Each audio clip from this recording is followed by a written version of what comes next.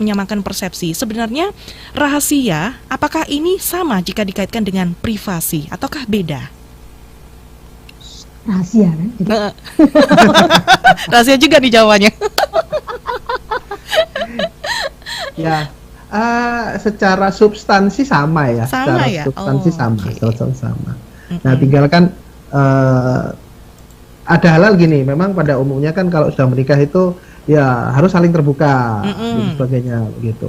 Namun seringkali itu dipahami secara serampangan ya. Maksudnya serampangan itu semua apapun harus saling tahu sama tahu. Namun kadang-kadang kondisinya itu satu ada pekerjaan-pekerjaan yang nggak mungkin untuk disampaikan ke pasangannya. Itu baik sisi pekerjaan karena ada loh orang-orang tuh yang memang memegang rahasia perusahaan, memegang rahasia negara, di mana hanya dia sendiri yang boleh tahu, yang dia disumpah untuk itu ada satu.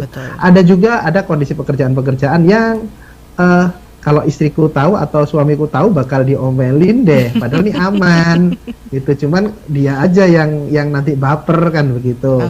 Itu dari pekerjaan. Tapi kan ada juga kondisi rumah tangga yang ada pasangan yang belum siap untuk menerima kenyataan. Itu misalnya ini minyak goreng naik dan harganya 2 kali lipat loh ini, misalnya begitu. Nah, kalau ini disampaikan sayang belanjanya kurang ini, waduh nanti panik dia.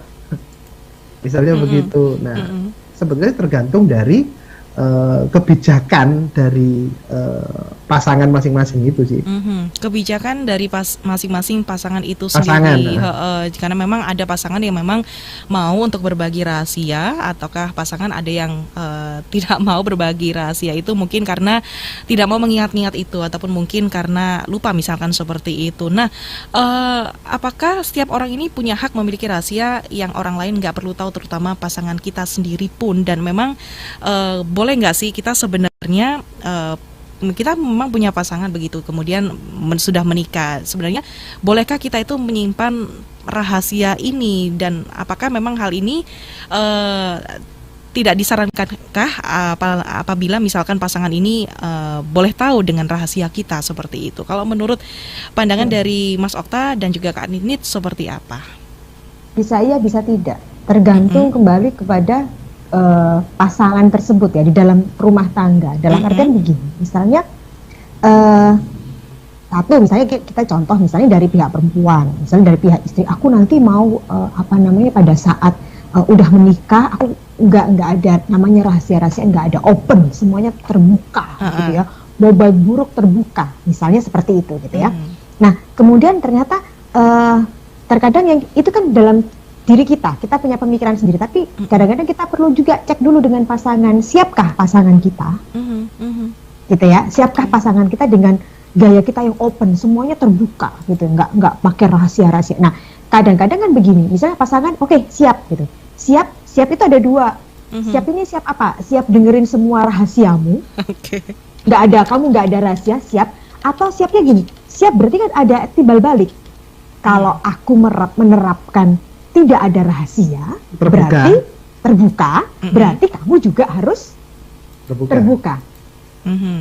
Begitu kan? Jadi ada timbal baliknya. Nah, apakah ini juga siap? Begitu. Nah, terkadang ini yang perlu diobrolkan lagi gitu loh. Kadang-kadang ada yang, aku ini nggak ada rahasia-rahasiaan apa-apa sama pasangannya, tak buka, tak open semuanya. Nggak apa-apa bagi kalau kita punya persepsi seperti itu, tapi kita terkadang lupa, banyak orang terkadang lupa dengan kesiapan pasangan. Ada loh Mbak, maunya tuh juga gini, dalam hal masih udah menikah maupun sudah akan menjelang menikah, kan kadang-kadang ada yang udah kalau udah niat serius udah langsung open ya, gampangnya gitu, nggak pakai rahasia gitu ya, terbuka gitu. Terus dia tuh menceritakan semuanya. Saking masa lalunya diceritakan semua ke pasangannya, gitu kan? Karena kan udah married nih, ceritakan. Yang paling sering adalah berapa kali pacaran sama siapa aja, terus ngapain aja, itu diceritakan semuanya. Tujuannya baik supaya pada saat kita mumpung masih baru nih pernikahan, jadi udah nggak ada ini ya, nggak ada yang tertutupi, nggak ada rahasia di antara kita. Jangan ada dusta di antara kita, kok lagu lama gitu ya. Nah, tapi ternyata kitanya oke aja, fine aja. yang kita lupa pasangan kita. Karena kita gini, banyak juga klien-klien tuh yang kayak gitu, akhirnya jadi kok gitu ya ternyata ya, dia masa lalunya kok ternyata masa lalunya nggak baik ya. Gitu. Akhirnya ilfil ya. Ragu lah ini terus gimana gitu loh.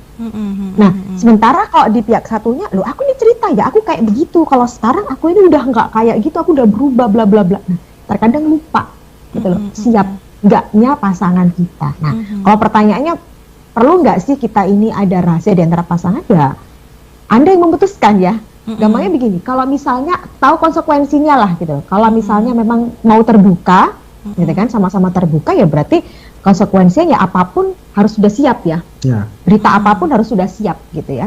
Nah kalau masih ada yang dirahasiakan, kalau masih punya rahasia-rahasia, punya privasi, kalau bahasanya kayak gitu ya, itu privasi aku nggak mau ikut campur, ya nggak apa-apa. Itu juga pasti akan ada resikonya. Biasanya juga terkadang banyak juga yang ini ya, teman-teman klien-klien pada cerita, aku punya privasi dengan pasangan masing-masing. Contohnya apa privasinya? Masalah gaji. Karena kami berdua sama-sama kerja, jadi kami berdua itu sama-sama menghormati privasi masing-masing. Aku nggak tahu penghasilanmu berapa, kamu juga nggak tahu penghasilanku berapa. Ada juga yang memilih seperti itu. Apakah boleh? Boleh, selama mereka berdua bersepakat. Jadi tergantung situasi dan juga kondisinya. Apalagi punya rahasia ini juga bisa dikatakan sebagai sumber masalah juga ya, Kak Ninti ya, dalam suatu hubungan. Bisa jadi juga arahnya ke sana juga. Bisa jadi arahnya ke situ. Nah, sahabat